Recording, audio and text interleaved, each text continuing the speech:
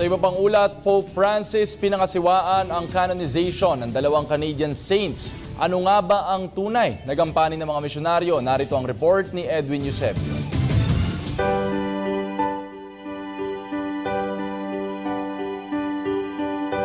Sa kanyang misa ng pasasalamat sa canonizations ng pagkasanto ng dalawang Canadians, idiniin ni Pope Francis na ang tunay na misyonaryo ay nagkakaloob ng sarili. Ito'y para sa paghahatid ng mensahe ng pag-ibig ng Diyos nang walang pinipili. Sinabi ni Pope Francis na kumikilos ang mga misyonaryo sa patnubay ng banal na espiritu, kaya't may tapang ang mga ito na mamuhay sa salita ng Diyos.